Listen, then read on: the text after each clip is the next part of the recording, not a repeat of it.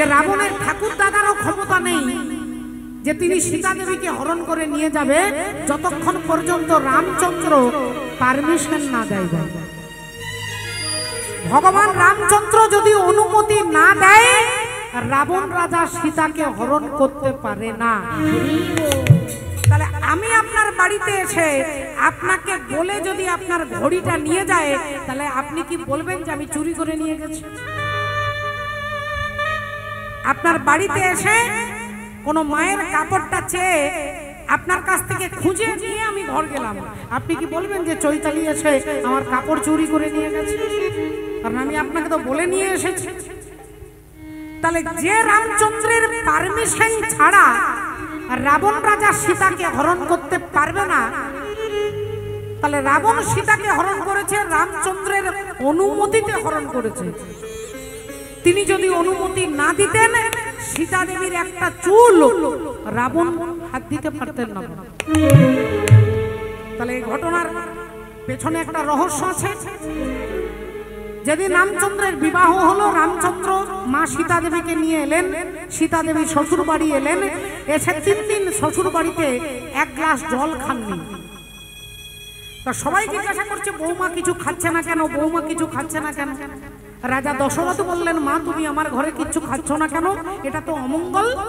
সীতা দেবী বললেন বাবা আপনি ব্রাহ্মণ বধ করেছেন, আপনি একজন ভক্তকে বধ করেছেন, তাই আপনি অপরাধী, তাই আপনার বাড়িতে জল গ্রহণ করব না। কাকে বধ করেছেন? বলে অন্ধমুনির পুত্র সিন্ধুকে। অন্ধমুনি স্বামী স্ত্রী দুজনেই অন্ধ, ছেলেকে বলেছে যা একটু জল নিয়ে আয়। ছেলে কলসিটা এনে সরজু নদীর জলে জলটা নেবে, কলসিটা জলে ডুবিয়েছে, আর সেই শব্দটা শুনে রাজা দশরথ কি করলেন না শব্দভেদী বানটা ছুড়ে দিলেন, আর বানটা গিয়ে লাগলো সোজা অন্ধমুনির ছেলে সিন্ধুর বুকে। তিনি মৃত্যু মুখে পতিত হয়ে গেলেন, মারা গেলেন। রাজা দশরথ তিনি অন্ধমুনির জন্য ওই কলসি করে জল এনে দাঁড়িয়েছে। অন্ধমুনি জানতে পারলেন যে ইনি আমার ছেলে নন, তখন তিনি বললেন যে তুমি আমার ছেলেকে হত্যা করেছো, তুমি একজনকে হত্যা করোনি, এই পুত্র শোকে আমিও মরব আর স্বামীর শোকে আমার স্ত্রীও মারা যাবে। তাহলে তুমি 3 জনকে হত্যা করলে, এই 3 জনকে আপনি বধ করেছিলেন বলে আপনি মহা অপরাধী হয়ে গেছেন, তাই আপনার বাড়িতে আমি জলগ্রহণ করতে পারবো না। রাজা দশরথ বললেন মা তাহলে এই অপরাধ থেকে মুক্ত হব কি করে? বলে আপনার বাড়িতে এমন একজন ব্রাহ্মণকে সেবা দেন যিনি আজ পর্যন্ত কারোর বাড়িতে 1 গ্লাস জল খাননি, যিনি একদিকে শাক্ত আর একদিকে তিনি হচ্ছে শৈব। রাবণের বাড়িতে মা চণ্ডী বাঁধা ছিল, মা দুর্গা দেবী বাঁধা ছিল, তাই তিনি শাক্ত, আবার একদিকে তিনি শৈব, মানে তিনি শিবের ভক্ত। তাহলে এরকম একজন ব্রাহ্মণকে নিয়ে আপনার বাড়িতে সেবা দিতে হবে। রাজা দশরথ চমকে গেলেন, এরকম ব্রাহ্মণকে পাবো যিনি কারোর বাড়িতে 1 গ্লাস জল খাননি, সেরকম কে আছে? সীতা দেবী বললেন একজন আছে। তিনি কে? না তিনি লঙ্কার অধিপতি রাবণ রাজা। রাবণ রাজার নামে রাজা দশরথ চিঠি লিখলেন। রাবণ রাজা দশরথের চিঠি পেয়ে এলেন ছুটে, দশরথ রাজার বাড়িতে এলেন, তাকে চরণ ধুইয়ে দিয়ে পাদ্যর্ঘ্য দিয়ে তাকে বসালেন, সেবা দিলেন। সেবার পরে দক্ষিণা দিতে যাবে। লঙ্কার অধিপতি রাজা রাবণ, যার প্রতিটা বাড়ির ইট সোনা দিয়ে তৈরি, তাকে কি দক্ষিণা দেবে? রাবণ বললেন আমার কিছু লাগবে না, একবার মা সীতাকে দর্শন করিয়ে দেয়, একবার আমি জগৎ জননী জগৎ মাতা সীতাকে দর্শন করতে চাই, আর আমি কিছু চাই না। রাজা দশরথ রাবণকে এনে সীতা দেবীর ঘরের কাছে দাঁড় করিয়ে দিলেন। সীতা দেবীর ঘরের কাছে দাঁড় করিয়ে দিয়ে দশরথ চলে গেলেন। রাবণ দরজাটা খুলে ভেতরে গিয়ে দরজা জানালা বন্ধ করে হাত জোড় করে দাঁড়িয়ে বলছেন মা গো তুমি আমার প্রণাম নাও মা, তুমি আত্মা শক্তি মহামায়া, তুমি রামের শক্তি, তুমি বিশ্ব জননী, তুমি জগৎ মাতা, আমার প্রণাম নাও মা। সীতা দেবী হাত জোড় করে রাবণকে প্রণাম করে বলছেন, বলুন বাবা আপনি কি চান? রাবণ বললেন, মাগো আমি কিছু চাই না, আমি শুধু রামের কৃপা পেতে চাই, আমি শুধু রামের হাতে মরতে চাই, আর কিছু চাই না, আমি রামের হাতে মরতে চাই। সীতা দেবী বললেন, দাঁড়ান, এক্ষুনি আমার স্বামীকে ডেকে দিচ্ছি। যেই রামচন্দ্রকে ডেকে এনে দাঁড় করালেন, রামচন্দ্র রাবণকে প্রণাম করছেন, রাবণ রামচন্দ্রকে প্রণাম করছেন। বলুন হে বেদজ্ঞ ব্রাহ্মণ আপনি কি চান? রাবণ বললেন, তোমার হাতে মরতে চাই, আমি তোমার হাতে মরতে চাই, আমি তোমার কৃপা পেতে চাই। ভগবান রাম রাবণের কানে কানে বলছে, তাহলে শোনো, আর কয়েকদিন পরে আমরা 14 বছরের জন্য বনবাসে বেরিয়ে যাব। আমার ভাই লক্ষণ আর আমার সহধর্মিণী সীতা, আমরা এই তিনজনে মিলে 14 বছরের জন্য বনবাসে চলে যাব। সেদিন কথা দিচ্ছি রাবণ, এই 14 বছরের মধ্যে 11 মাস আমি আমার সীতাকে তোমার লঙ্কায় পাঠিয়ে দেব। 11 মাস আমি আমার সীতাকে তোমার লঙ্কায় পাঠিয়ে দেব। তুমি আমার সীতা দেবীকে হরণ করবে, সারা জগৎ জানবে রাবণ সীতাকে হরণ করেছে। কিন্তু তত্ত্বজ্ঞানী যারা, তারা জানবে যে ভগবানের ইচ্ছা ব্যতীত রাবণ সীতাকে হরণ করতে পারে না। এই ভক্তরা জানবে যে আমারই ইচ্ছে, আর সারা জগৎ জানবে রাবণ সীতাকে হরণ করেছে। তাহলে আগে সীতা যাবে, আগে ভক্তি যাবে, তারপরে ভগবান রাম যাবে। আগে ভক্তি মহারানীর কৃপা হবে, তবে তো ভগবানের কৃপা হবে। তাই আগে সীতাকে তোমার লঙ্কায় নিয়ে যাও, তারপরে আমি যাব, চিন্তা নেই। তাহলে এটা বাবা ভোলেনাথ জানে, কারণ তিনি তত্ত্ব সম্রাট। তিনি জানে যে রামচন্দ্রের পারমিশনে রাবণ সীতাকে হরণ করেছে। আর এখানে রামচন্দ্র কাঁদছে আর জিজ্ঞাসা করছে, আমার সীতা কোথায়, আমার সীতা কোথায়? তাই শিব ঠাকুর হাতে তালি দিচ্ছে আর বলছে, তোমার অ্যাক্টিংটা খুব ভালো হচ্ছে। আর শিব ঠাকুরের পেছনে বসে আছে সতী, দক্ষ রাজার এক সুন্দরী কন্যা। দক্ষ রাজার কন্যা কথায় কথায় তর্ক করে, কথায় কথায় চ্যালেঞ্জ করে। তাই সতী বলে উঠলেন, স্বামী একটা কথা বলবো না? বলো। বলছি, সারা রাত্রি জেগে যে রামের কথা আমরা শুনলাম, তুমিও শুনলে আমিও শুনলাম, সারা রাত্রি রামের কথা শুনলাম। তা সেই রাম আর এই জঙ্গলে যিনি ঘুরে ঘুরে কান্নাকাটি করছে, এই রাম, এই দুটো রাম কি আলাদা না একজন ব্যক্তি? জঙ্গলে ঘুরে ঘুরে একে জিজ্ঞাসা করছে, ওকে জিজ্ঞাসা করছে, এই রাম, আর সারা রাত্রি অগস্ত্য ঋষির আশ্রমে কীর্তন শুনলাম সেই রাম। এই দুটো রাম কি আলাদা? শিব ঠাকুর বললেন, না না না না, আলাদা নয়। ওই রাম আর এই রাম দুজনেই একজনই ব্যক্তি। মা সতী চ্যালেঞ্জ করে বলে উঠলেন, বললেন, আমি চ্যালেঞ্জ করে বলছি, তাহলে রাম কোনো ভগবানই নয়, রাম ভগবানই নয়। ভোলেনাথ বললেন, কেন এ কথা বলছো সতী তুমি? সারা রাত্রি কীর্তন শুনে, জেগে জেগে কীর্তন শুনলে, আর এখানে এসে আবার সকালবেলায় বলছো রাম ভগবান নয়। কেন? বললেন, ভগবান যদি হতো তাহলে অন্তর্যামী হতো, আর যিনি অন্তর্যামী হয় তাহলে তিনি জানতে নিশ্চয়ই পারবেন যে রাবণ সীতাকে হরণ করে নিয়ে গেছে। তাহলে ইনি অন্তর্যামী নয়। তাই তো নিয়ে গাছকে জিজ্ঞাসা করছে, আমার সীতা কোথায়? পাখিকে জিজ্ঞাসা করছে, আমার সীতা কোথায়? তাহলে ইনি অন্তর্যামী নন। তাহলে অন্তর্যামী নন মানে ভগবান নন। আমি চ্যালেঞ্জ করে বলছি, ইনি ভগবান নন। বাবা ভোলেনাথ বলছে, সতী তুমি মারাত্মক ভুল করছো, তুমি মারাত্মক ভুল করছো। আমি তোমাকে বলছি এখনো শান্ত হয়ে যাও। সতী সঙ্গে সঙ্গে চ্যালেঞ্জ করে বলছে, আমি চ্যালেঞ্জ করে বলছি রাম যে ভগবান নয়, এটা আমি নিজে প্রমাণ করে দেব। আমি তোমার রামের কান্না 1 মিনিটে বন্ধ করে দেব। তোমার রামের কান্না বন্ধ করে দেব। আমি প্রমাণ করে দেব রাম অন্তর্যামী নন, আমি প্রমাণ করে দেব রাম ভগবান নন। শিব ঠাকুর বারবার বোঝাতে চাইছে, কিন্তু মা সতী কোনো কথা না বুঝে তিনি বললেন, ঠিক আছে তাহলে দেখুন আমি কি করতে পারি। ভোলেনাথ ওখান থেকে চলে গেলেন, আর মা সতী কি করলেন না, তিনি সীতা সাজলেন। আজ হইয়া জানো কি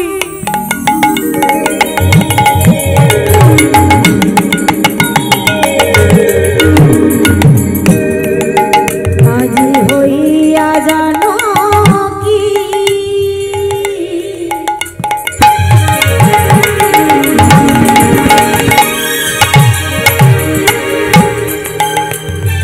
ওগো সাজিলেন জানো কি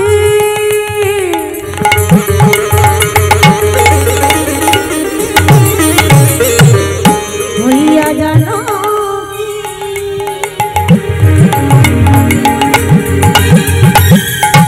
আজ সাজিলেন জানো কি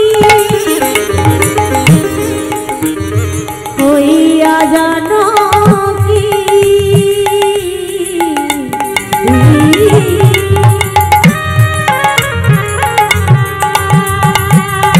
আজ সাজিলেন জানো কি ভক্তিমতী মায়েরা দেখুন সতী কি করলেন না সতী সীতা সাজলেন সীতার মতো চুল সীতার মতো কাপড় সীতার মতো রং ঢং সব সীতার মতো সেজে আজ রামের সম্মুখে দাঁড়াই হইয়া জানো কি সাজিলেন জানো কি রামের সম্মুখে দাঁড়াই বলি এই তো আমি এসে গেছি বলি অমন করে কেঁদো না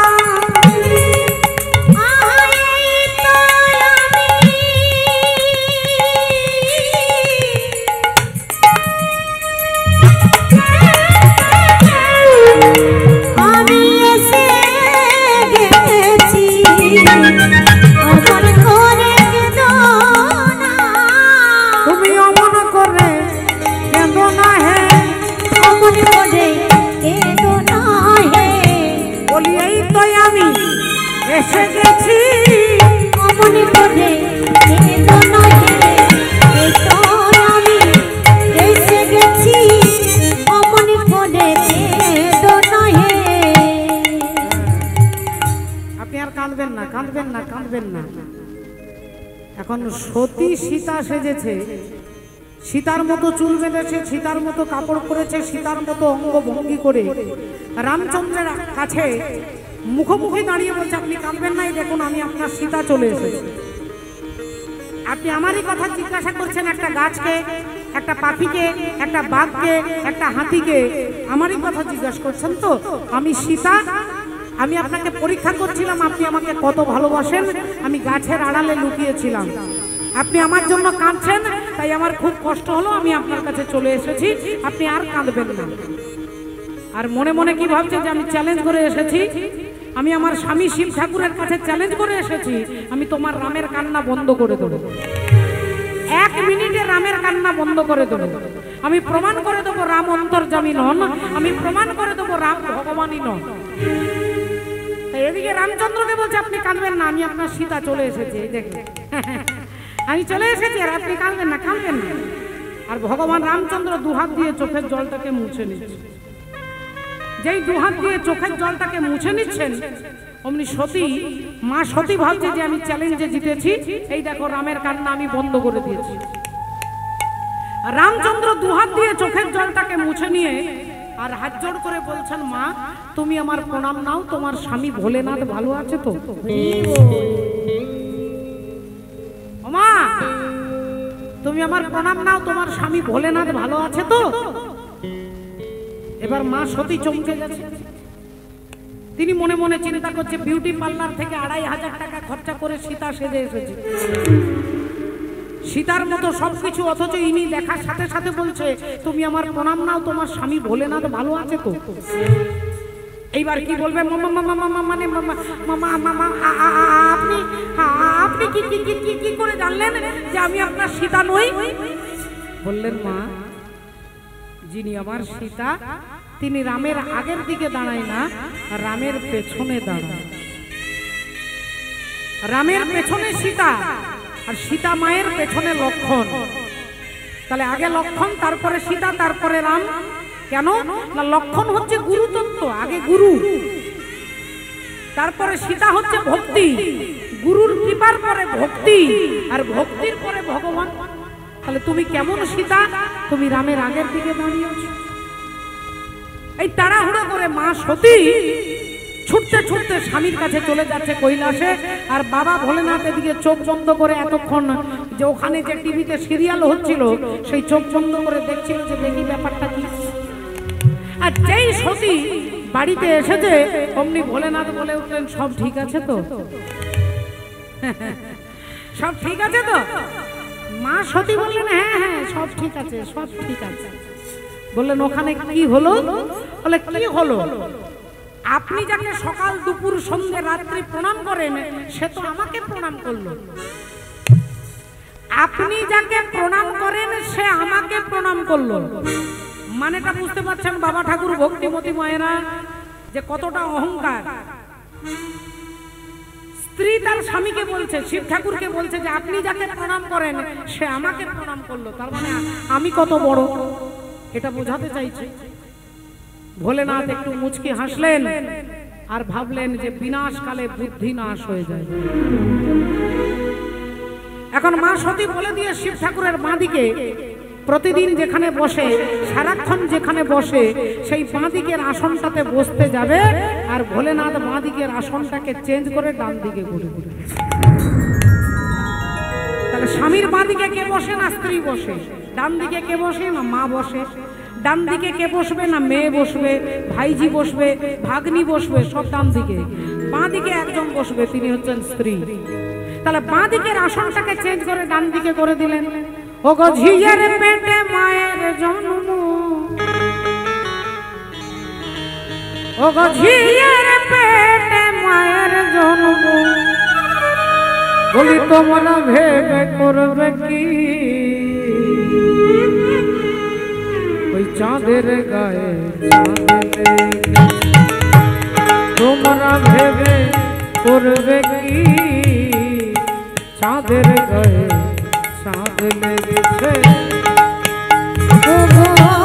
ঝিয়ের পেটে মায়ের জন্ম, ঝিয়ের পেটে মায়ের জন্ম, তোমরা ভেবে করবে কি চাঁদের গায়ে চাঁদ লেগেছে।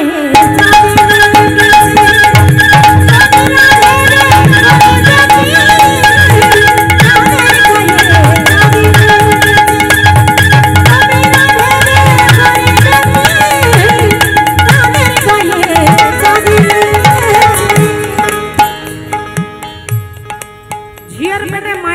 চাঁদ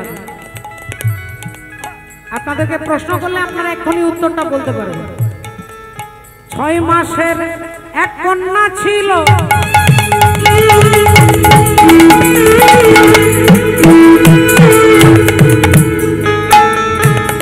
আর 9 মাসে তার গর্ভ হলো গো।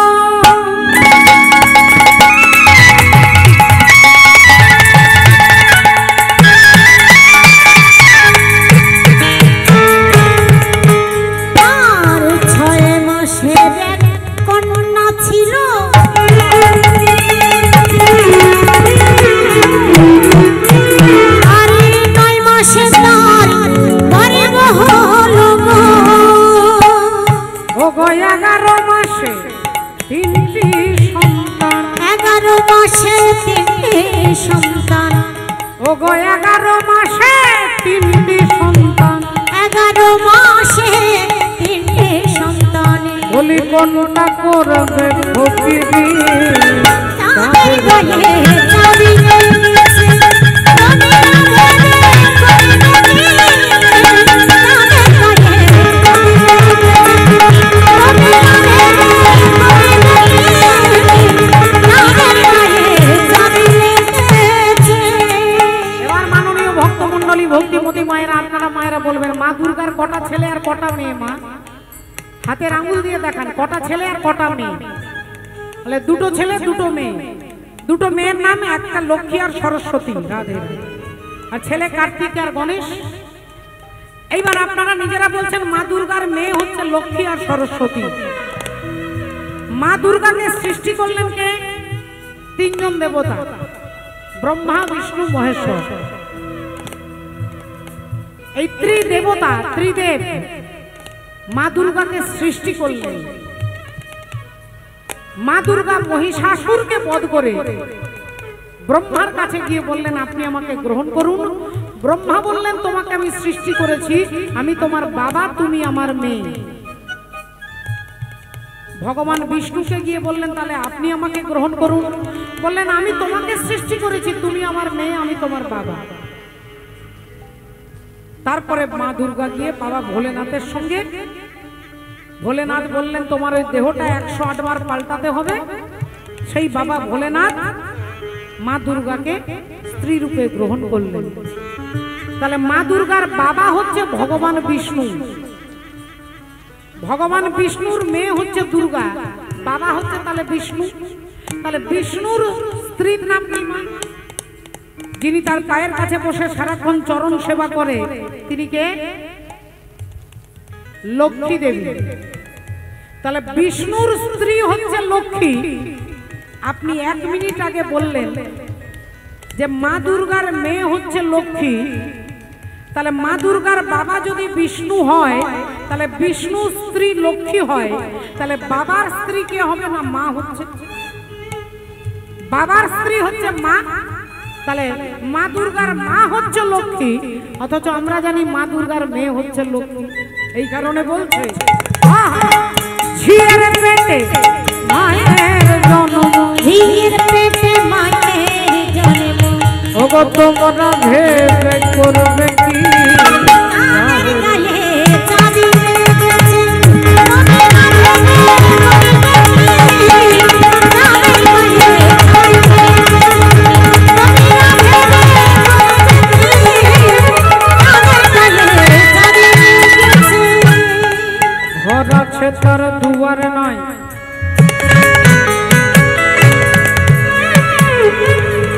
দরজা নেই, জানালা নেই, এটা একটা ঘর আছে, ঘরের ভেতরে একজন আছে। তিনি কে? সেটা হচ্ছে ডিম, পাখিদের ডিম। ডিমের মধ্যে দরজা থাকে না, জানালা থাকে না, কিন্তু ভেতরে একজন থাকে। তাই লালন ফকির বলছে ঘর আছে তার দুয়ার নয়, আবার লোক আছে তার বাক্য নাই গো, বলকে তাহারে আহার যোগায় কে বাঁচায়? বলকে তাহারে আহার যোগায় কে বাঁধায় সন্ধাবাতি, কে তাহারে আহার যোগায় কে বাঁধায় সন্ধাবাতি। ওগো ফকির লালন ভেবে বলে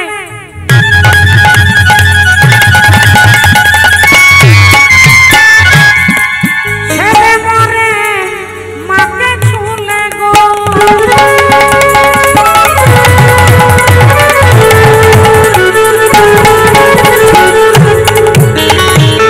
ফকির লালন ভেবে বলে ছেলে মরে মাকে ছুলে গো, বলি এই কয় কথার তত্ত্ব নইলে, এই কয় কথার তত্ত্ব নইলে ওগো তার হবে না ফকিরি।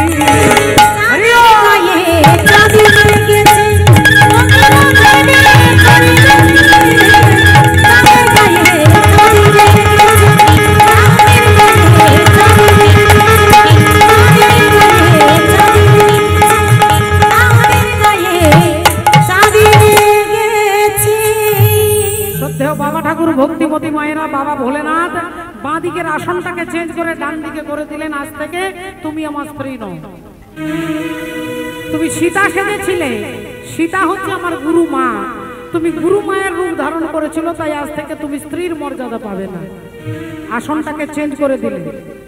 আর এদিকে প্রজাপতি দক্ষ রাজা এতক্ষণ যার কথা আমরা ছেড়ে এসেছিলাম, ওই দক্ষ রাজা মনে মনে চিন্তা করছে আমার জামাই আমাকে দেখে নমস্কার করলো না, আমার জামাই আমাকে দেখে উঠে দাঁড়ালো না, আমার জামাই আমার বিনা অনুমতিতে বেরিয়ে চলে গেল, তাহলে এটা তো একটা অপমান করা হলো, আমাকে তো অপমান করলো, তাহলে এর প্রতিশোধ আমাকে নিতে হবে। দক্ষ রাজা ভীষণ রেগে গেছে, শিব নিন্দা করতে শুরু করেছে। সমস্ত দেবতারা কি করলেন? দেবর্ষি নারদকে পাঠালেন। আর দেবর্ষি নারদ এসে প্রজাপতি দক্ষ রাজার কাছে দাঁড়িয়েছে, নারায়ণ নারায়ণ। ভালো আছেন তো? ভালো আছেন তো নাকি? প্রজাপতি দক্ষ রাজা আপনাকে বলছি, ভালো আছেন তো? দক্ষ প্রজাপতি বলে উঠলেন, ভালো কি করে থাকবো, আমার ছোট লোক জামাই। ভৃগুমুনির যজ্ঞের অনুষ্ঠানে গিয়েছিলাম, আমাকে দেখে সবাই নমস্কার করলো, কিন্তু আমার জামাই আমাকে দেখে নমস্কার করলো না, আমাকে দেখে উঠে দাঁড়ালো না, আমার বিনা অনুমতিতে বেরিয়ে আবার চলে গেল। তার মানে আমাকে অপমান করা হলো না? নারদ মুনি মনে মনে চিন্তা করলেন যে আমি এনার হয়েও বলবো না, আর এখন আমি ওনার হয়েও বলবো না। আমি না এনার হয়ে বলবো, না আমি ওনার হয়ে বলবো। আমি না সত্যি বলবো, আমি না মিথ্যা বলবো। সত্যিও বলবো না, আবার মিথ্যেও বলবো না। আপনারা বলবেন এটা আবার হয় নাকি? সত্যিও নয় আবার মিথ্যাও নয়, এরকম কি উদ্ভট কোনো কথা হয়? হয় সত্যি আর নইলে মিথ্যে। নারদ মুনি বললেন, না, আমি এমন একটা কায়দা করব। দুই ভাই, বড় ভাই রামু, ছোট ভাই শামু। রামু আর শামু মেলা দেখতে গেছে, দুর্গা পূজার মেলা। মেলা দেখতে গিয়ে দুজনে সারাদিন ঘুরেছে, পায়ে হেঁটে ঘুরতে ঘুরতে ঘুরতে প্রচন্ড খিদে পেয়েছে দুজনের। ছোট ভাই শামু বলছে, দাদা চল ঘরে গিয়ে মুড়ি খাবো, চল। দাদা বলল, ভাই তোর পকেটে টাকা নেই? ভাই বললে, 1 টাকাও নেই। তোমার কাছে নেই দাদা? দাদা বললেন, আমার কাছে 8 আনাও নেই। বললেন, তাহলে চলো বাড়ি গিয়ে তারপর যা খাওয়া হয় হবে। দাদা বললেন, মেলা দেখতে এসেছি, জিলিপি না খেয়ে চলে যাব? দোকানে গরম জিলিপি ভাজা হচ্ছে, আর জিলিপি না খেয়ে বাড়ি চলে যাব? না দাদা, খাবে কি করে? পকেটে তো 1 টাকাও নেই, তোমারও নেই আমারও নেই, তাহলে জিলিপি খাওয়া হবে কি করে? দাদা বলল, চলো বিনে পয়সায় খাবো। না দাদা, বিনে পয়সায় খাবো, তারপরে পাবলিকের মার খেতে হবে। না না, আমি যাবো না, আমি যাবো না দাদা। দাদা বলল, তুই তাহলে এখানে দাঁড়া, আমি বিনে পয়সায় দোকান থেকে জিলিপি খেয়ে আসছি, দাঁড়া। এই বলে সোজা রামু দোকানে গেছে, দোকানদারকে তাড়াতাড়ি জিজ্ঞাসা করছে, এই যে দাদা জিলিপি কত? না 250 টাকা। 25 টাকা 250? বলে তাহলে দাদা দেন তো, তাড়াতাড়ি দেন, দেরি করবেন না, তাড়াতাড়ি দেন, তাড়াতাড়ি দেন, দেরি করবেন না। ভক্তিমতী মায়েরা এখন 25 টাকার 250 গরম জিলিপি রামুর হাতে দিয়েছে। রামু জিলিপি খাচ্ছে আর একবার করে ভাইকে দেখাচ্ছে, খাচ্ছে আর দেখাচ্ছে, খাচ্ছে আর দেখাচ্ছে, খাচ্ছে আর দেখাচ্ছে। এখন ভাই ভাবছে যে দাদা বিনে পয়সায় খাচ্ছে, তাহলে দাদারও যা হবে আমারও তাই হবে। একটুক্ষণ পরে ভাইও চলে এসেছে দোকানে। এই যে দাদা জিলিপি কত? না 25 টাকা 250। তা দেন তো দাদা, তাড়াতাড়ি দেন। এখন তাকেও একটা ঠোঙাতে দিয়েছে, এর খাওয়া হয়ে গেছে। এ ভাবছে হাতটা ধুয়ে ছুটে পালাবো, আর যেই জলটা দিয়ে হাত ধুয়ে রামু যেই পালাতে যাবে, দোকানদার অমনি সামনে এসে দাঁড়িয়েছে। এই যে দাদা 25 টাকা দেন, 25 টাকা দেন। জিলিপি খেয়ে হাত ধুয়ে বেরিয়ে চলে যাচ্ছেন, টাকা দিতে হবে না? রামু সঙ্গে সঙ্গে বলছে, হ্যাঁ হ্যাঁ হ্যাঁ, আমি তো ভুল করছিলাম, আমি আপনাকে 30 টাকা দিয়েছি, 5 টাকা ফেরত দেন। 30 টাকা দিয়েছি, 5 টাকা ফেরত দেন। দোকানদার বলে উঠলেন, আমার মেজাজ খারাপ করে দেবেন না, মেজাজ গরম করে দেবে না, এখনো ভালো কথা বলছি, নইলে পাবলিক আমি ডাকবো। 25 টাকা দাও তাড়াতাড়ি। রামু বলছেন, কি বলছেন দাদা? আরে আমি আপনাকে 30 টাকা দিলাম, 5 টাকা ফেরত দেন। এখন দোকানদারের সঙ্গে রামুর তুমুল ঝগড়া শুরু হয়ে গেছে। এবার শামু ভাবছে, এবার আমি কি বলবো? শামুরও খাওয়া হয়ে গেছে, হাতটা ধুয়ে বেচারা মনে মনে চিন্তা করছে, আমি কি বলবো? অমনি দোকানদার শামুর হাতে ধরে বলছে, দাদা দাদা এগিয়ে আসেন, আসুন না দাদা। আচ্ছা দাদা, আপনি তো দেখছেন যে এই লোকটা আমার দোকানে জিলিপি খেয়ে হাত ধুয়ে বেরিয়ে চলে যাচ্ছে, কিরকম ডাহা মিথ্যে কথা বলছে। আমি বলছি 25 টাকা দিতে, বলছে 5 টাকা ফেরত দেন, 30 টাকা দিয়েছি। তা দাদা আপনি কি দেখেছেন এ আমাকে কোনো টাকা দিয়েছে? শামু তখন বলছেন, ঠিক আছে, আপনার সমস্যার সমাধান পরে করব, আগে আমার 5 টাকা আপনার মনে আছে তো নাকি? আমার 5 টাকাটা মনে আছে তো? আমি আপনাকে 30 টাকা দিয়েছি, 5 টাকা ফেরত দিতে হবে, এটা মনে আছে তো নাকি? দোকানদার মাথা চুলকাচ্ছে আর ভাবছে, যদি বলি এও দেয়নি আর এও দেয়নি, তাহলে পাবলিক আমাকে বিশ্বাস করবে না। তাড়াতাড়ি বলছে, হ্যাঁ দাদা আপনারটা মনে আছে, আপনি আমাকে 30 টাকা দিয়েছেন, এই নিন 5 টাকা ফেরত নিন। এবার বলুন তো দাদা, এই লোকটা কি এই যে প্রথম থেকে মিথ্যে কথা বলছে, এ কি আমাকে 30 টাকা দিয়েছে? স্বামী কখনো বলছে মা দুর্গার দিব্যি করে বলছি, মা দুর্গার দিব্যি করে বলছি, যেমন আমি দিয়েছি তেমনি উনিও দিয়েছে, যেমন আমি দিয়েছি তেমনি উনি দিয়েছে, মানে আমিও দিইনি আর উনিও দেননি, আমিও দিইনি আর উনিও দেননি। তাহলে যেমন আমি দিয়েছি তেমনি উনি দিয়েছে, তাহলে এটা মিথ্যেও নয় আবার এটা সত্যিও নয়, এটা মিথ্যেও নয় আবার এটা সত্যিও নয়। তাই দেবর্ষি নারদ মনে মনে চিন্তা করলেন, এমন একটা কায়দা করব যাতে শিব ঠাকুরের মর্যাদাটা থাকে আর দক্ষ প্রজাপতির অহংকারটা চূর্ণ হয়ে যায়।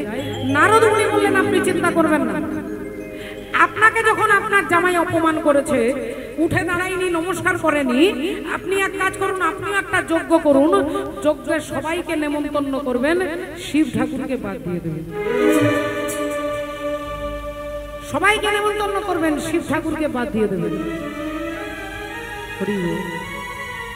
প্রজাপতি দক্ষ রাজা ভাবলেন আইডিয়াটা খারাপ নয়, তাহলে তো ভালো কথা, স্বর্গমর্ত পাতাল সবাইকে নেমন্তন্ন করব, শিব ঠাকুরকে বাদ দিয়ে দেব। সবার নামে চিঠি লেখা হয়ে গেল, সবার বাড়িতে বাড়িতে চিঠি পৌঁছে দেবে কে? দেবর্ষি নারদের উপরে দায়িত্ব দেওয়া হলো, সবাইকে চিঠি দেবে, শিব ঠাকুরের ঘরটা বাদ দিয়ে দিয়ে। এখন নারদ মুনি চিঠিগুলো নিয়ে যাচ্ছে, যেথা প্রজাপতি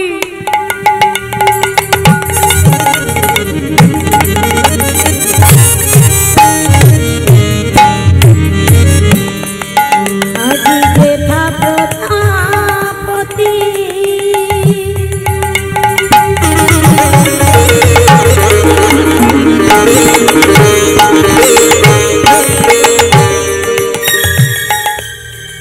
চলে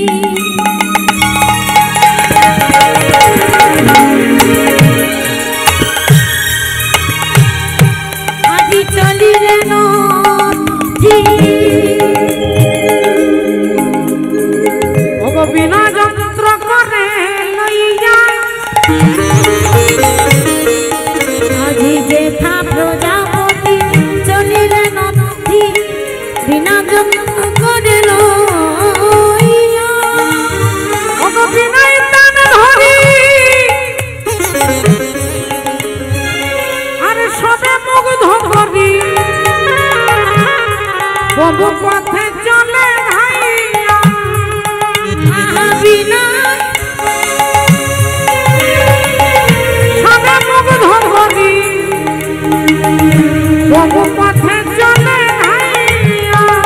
বলি হরি হরি হরি বলি হরি হরি হরি বলে হরি হরি হরি বলে হরি হরি হরি বলে ও যে নারদ চলে হেলে দুলে হরি হরি হরি বলে নারদ চলে হেলে দুলে হরি হরি হরি বলে বলি নারদ চলে হেলে দুলে হরি হরি হরি বলে নারদ চলে হেলে দুলে হরি হরি হরি বলে নারদ চলে হরি হরি হরি বলে হরি হরি হরি বলে। শ্রদ্ধেয় বাবা ঠাকুর ভক্তিমতী মায়েরা, নারদ মুনি সবার ঘরে ঘরে চিঠি দিলেন, শুধু শিব ঠাকুরে বাড়িটা বাদ চলে গেল। দেখুন বাবা, একটু লক্ষ্য করে দেখুন, সবার ঘরে ঘরে চিঠি পৌঁছে গেল, শিব ঠাকুরের বাড়িটা বাদ চলে গেল। এটা বাবা ভোলেনাথ জানে যে আমাকে নেমন্তন্ন করেনি আর বাকি সবার ঘরে ঘরে চিঠি গেল, এটা তিনি জানেন। কিন্তু তিনি পরম বৈষ্ণব, পরম যোগী, জগতের কোনো দুঃখই তাকে স্পর্শ করতে পারে না। আচ্ছা, তাহলে দুঃখটা আমাদের কেন স্পর্শ করে? আমরা এত দুঃখী কেন? আমরা এত দুঃখ পাই কেন? যিনি কোটি টাকার মালিক বলে তারও তিনিও দুঃখ পান, আর যিনি প্ল্যাটফর্মে থাকে, যার ঘর নেই, যার কোনো মাথার উপরে ছাদ নেই, তিনিও দুঃখে আছেন। এর কারণটা কি না? কারণ হচ্ছে আমাদের ভেতরে কামনা, রাগ। মা দুর্গতি নাশিনী তাদের পরিশ্রমের ফলস্বরূপ তাদের ভক্তি প্রদান করবেন। মায়ের করুণা, আমরা মায়ের ছত্র ছায়ায় পদপ্রান্তে বসেছি। একবার সময় মিলে বলবো, নিতাই গৌর সীতানাথ প্রেমানন্দ। সবার ঘরে ঘরে চিঠি পৌঁছে গেল, শিব ঠাকুরের ঘরটা বাদ পড়ে গেল। এখন যথারীতি দক্ষ রাজার বাড়িতে অনুষ্ঠান, সবাই আসছে।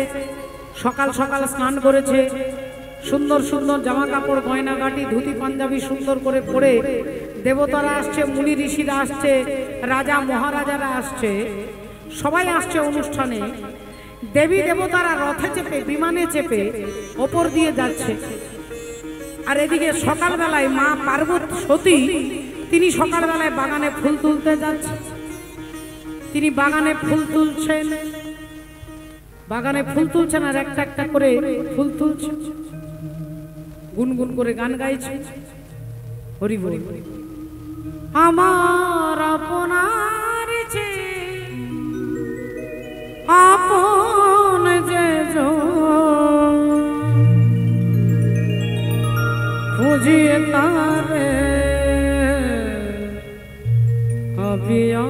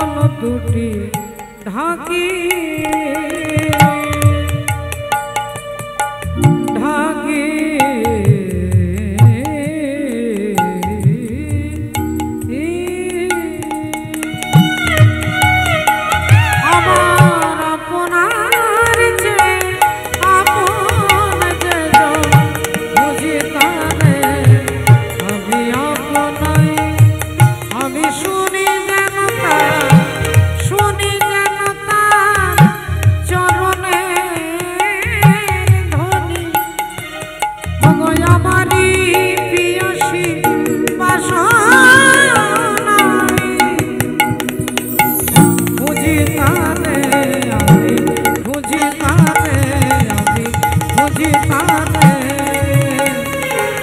হবে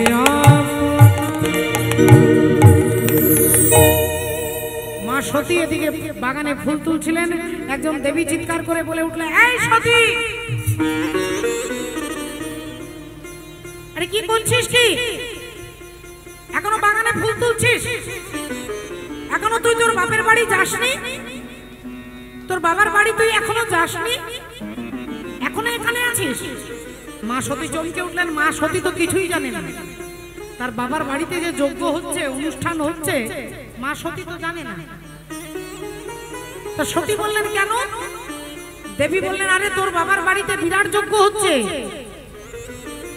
বিশাল বড় যজ্ঞ, স্বর্গমর্ত পাতাল সবাই যাচ্ছে, তুই জানিস না? ও তাহলে মনে হয় তোর বাবা তোকে নেমন্তন্ন করে, তোর বাবা তোকে নেমন্তন্ন করেনি। সতী বললেন, না না না, কি বলছো তোমরা? আমার বাবা আমাকে নেমন্তন্ন করবে না, এটা কি হতে পারে? আমার বাবা মনে হয় আমার স্বামীকে বলেছে, আর স্বামী তো ভুলে যায়, আমাকে বলতে ভুলে গেছে, তাই আমি কিছুই জানি না। তোমরা যাও, আমি একটু পরে যাচ্ছি। এই বলে তাড়াতাড়ি ফুলগুলো তুলে এনে ভোলেনাথের চরণে দিয়ে প্রণাম করে বলে উঠলেন, স্বামী একটা কথা বলবো। ভোলেনাথ বললেন, বলো, কি বলতে চাও বলো। মা সতী বললেন, আচ্ছা আমার বাবার বাড়িতে বিরাট বড় অনুষ্ঠান হচ্ছে, আপনি কি জানেন? বিরাট বড় অনুষ্ঠান হচ্ছে, আপনি কি জানেন? তো বাবা ভোলেনাথ তো মিথ্যেবাদী নয়, তিনি বললেন, হ্যাঁ জানি। বলেন, তাহলে আপনি আমাকে বলেননি কেন? আপনি আমাকে আগে থেকে বললে তো আমি ব্যাগ গুলো সব গুছিয়ে রাখতাম, আমি ভালো কাপড় পরতাম, আমি চুলটা ভালো করে বেঁধে নিতাম। এখন আমি ব্যাগ গোছাবো না, কাপড় ভালো করে পরবো না, চুল আঁচড়াবো, সব চলে যাচ্ছে, যজ্ঞ তো শেষ হয়ে যাবে। ভোলেনাথ বললেন, তুমি একটু শান্ত হও, আগে একটু শান্ত হও। তোমার বাবার বাড়িতে অনুষ্ঠান হচ্ছে, এটা সত্য, কিন্তু তোমার বাবার বাড়িতে তোমাকেও নেমন্তন্ন করেনি আর আমাকেও নেমন্তন্ন করে। মা সতী বললেন, কেন এ কথা কি বলছেন আপনি? আমার বাবার বাড়ির অনুষ্ঠান আর আমাকে নেমন্তন্ন করবে না? তাহলে নিশ্চয়ই পেছনে একটা কোনো কারণ আছে। তাহলে কারণটা আপনারা সকলে জানেন, একটু মনে করে নিন। সেই ভৃগুমুনির যজ্ঞে বাবা ভোলেনাথ উঠে দাঁড়াতে পারেননি, চোখ বন্ধ করে তিনি ধ্যানের মধ্যে ছিলেন, তিনি গোবিন্দের ধ্যান করছিলেন। তাই তার শ্বশুর মশাইকে দেখে তিনি উঠে দাঁড়াতে পারেননি, আর শ্বশুর মশাই ভেবে নিল যে আমাকে অপমান করেছে। তাহলে সমস্ত ঘটনাগুলো বলতে হবে। তা বাবা ভোলেনাথ বললেন, দেখো তোমার বাবা একটা যজ্ঞে গিয়েছিলেন, সেখানে আমিও ছিলাম, সবাই তোমার বাবাকে প্রণাম করেছিল, আমি চোখ বন্ধ করে ধ্যানের মধ্যে ছিলাম, তাই তোমার বাবাকে আমি দেখিনি বলে আমি নমস্কার করতে পারিনি, কিন্তু তোমার বাবা ভেবে নিয়েছে যে আমি ওনার শত্রু।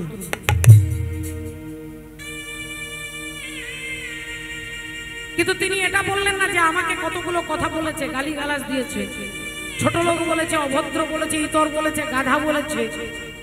আপনারা ভালো করে ভেবে দেখুন বাবা, কোনো জামাই যদি শ্বশুর বাড়িতে অপমানিত হয়ে আসে, জামাই বলতে প্রথমেই মনে পড়ে যাচ্ছে যে হরি বল, এই দাদা ভাইয়ের শ্বশুর বাড়িতেই আমরা রয়েছি, ইনি এখানকার জামাই, ইনি এখানকার জামাই বলে কায়দাটা ভালো করে দেখাতে পারছেন, মানে শ্বশুর শাশুড়ির কাছে রাধে রাধে। তা জামাই যদি শ্বশুর বাড়িতে অপমানিত হয়, শ্বশুর মশাইকে হয়তো জামাই কিছু বলতে পারবে না ভদ্রতার খাতিরে, কিন্তু বাড়ি গিয়ে সেই তাপটা আগে কাকে দেখাবে? তার স্ত্রীকে দেখাবে না? তার স্ত্রীকে বলবে না যে তোমার বাবা আমাকে এটা বলেছে, তোমার ভাই আমাকে এটা বলেছে, তোমার বাপের বাড়ির দুয়ারে সরকার যেতে পারে কিন্তু আমি যাব না, বলবে না? কিন্তু বাবা ভোলেনাথ এগুলো সব ভুলে গেছে। মা সতী বলছেন, ঠিক আছে, আপনি আমার বাবা মানে তো আপনারও বাবা, তাহলে আমার বাবা আপনাকে নেমন্তন্ন করে বলে আপনি যাবেন না? মা সতী এ কথা যেই বলেছে, ভোলেনাথ বললেন, দেখো তোমার বাবা যদি আমাকে নেমন্তন্ন করতে ভুলে যেত, আমি 100 বার তোমার বাপের বাড়ির দরজায় যেতাম। যদি আমাকে নেমন্তন্ন করতে উনি ভুলে যেতেন, আমি 100 বার যেতাম। কিন্তু তোমার বাবা আমাকে ভুলে যায়নি, তোমার বাবা আমাকে ইচ্ছে করে বাদ দিয়ে দিয়েছে। ইচ্ছে করে যেখানে বাদ দিয়ে দেওয়া হয় সেখানটাতে না যাওয়াই ভালো। তাই তুমিও যেও না আর আমিও যাব না। মা সতী বললেন, ঠিক আছে, আপনাকে যেতে হবে না, আমি চললাম। আপনাকে যেতে হবে না, আমি চললাম। বাবা ভোলেনাথকে প্রণাম করে যেই দু পা এগিয়েছে, ভোলেনাথ বললেন, দেখো সতী, ওখানে গেলে তোমার সর্বনাশ হবে, ওখানে গেলে তোমার সর্বনাশ হবে। আমি বলছি তুমি যেও না। সতী কোনো কথা না শুনেই ছুটছে। বাবা ভোলেনাথ নন্দী আর ভিঙ্গিকে বলছে, যা মায়ের সঙ্গে যা, যা মায়ের সঙ্গে। আর মা সতী আজকে ছুটতে ছুটতে আসছে, মনের আনন্দে ছুটতে ছুটতে আসছে। যে কাপড়টা পরেছিল সেই কাপড়টা পরে আসছে। এত গয়না বেটি কোথায় পেলি, এত গয়না বেটি কোথায় পেলি গয়না, এত গয়না বেটি কোথায় পেলি গয়না। আমার শৃঙ্গি রতর ভৃঙ্গি হয়ে, ও সিঙ্গি উপর ভেঙ্গি হয়ে, কেন বাপের বাড়ি চলে গেলি। এত গয়না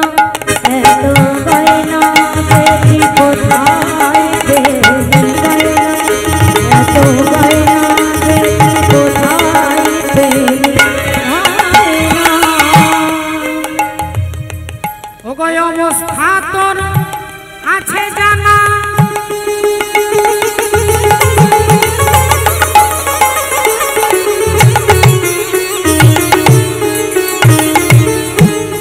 আমার ভাতের ওপর নুন জোটে না। অবস্থা তোর আছে জানা,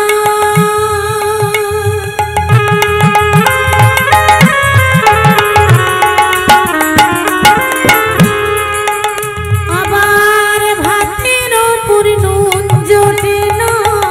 ও গো তবে কেন নবাবিয়া,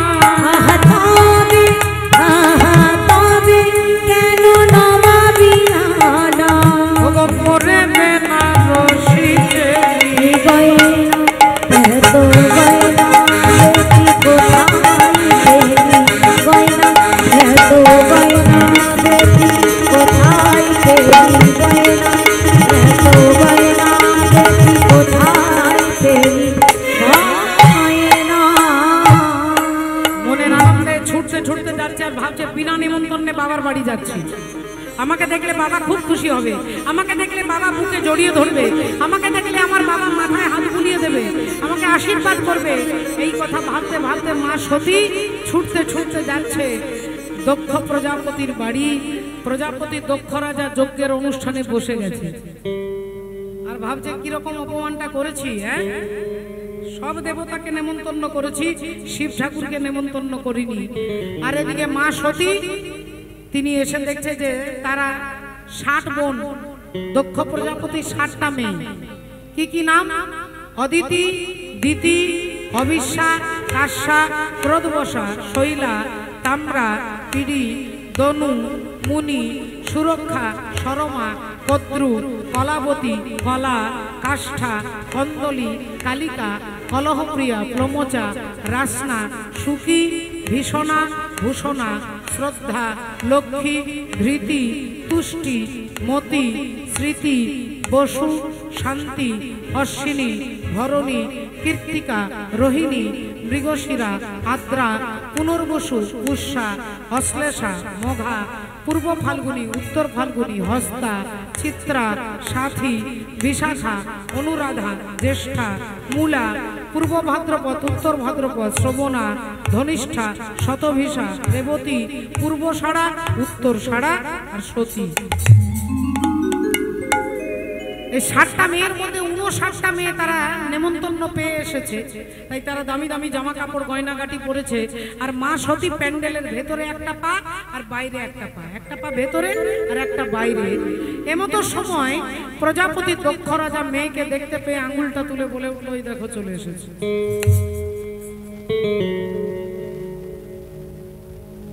চলে এসেছে, বিনা নেমন্তন্নে চলে এসেছে। আমি জানি, আমি জানি, আমি জানি, জানি, জানি ও যে আসবে, আমি জানি, কারণ ওর স্বামী তো ওকে খেতে দিতে পারে না।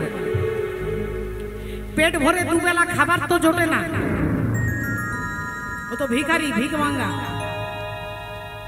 বিনা নেমন্তন্নে এসেছে, হাতে আবার টিফিন বক্সও আছে, নিজে খাবে আবার স্বামীর জন্য নিয়ে যাবে। এ কথা যেই বলেছে মা সতীর মনে হলো পায়ের মাটিটা যেন সরে যাচ্ছে, মাথায় যেন বজ্রাঘাত হচ্ছে। তিনি ভেবেছিলেন যে বাবা আমাকে দেখলে খুশি হবে, বাবা আমাকে বুকে জড়িয়ে ধরবে, বাবা আমাকে আশীর্বাদ করবে। আর বাবা বলছে ওই দেখো বিনা নেমন্তন্নে চলে এসেছে খাবার জন্য, এখানে পেট ভরে খাবে, দান দক্ষিণা নিয়ে তারপরে যাবে।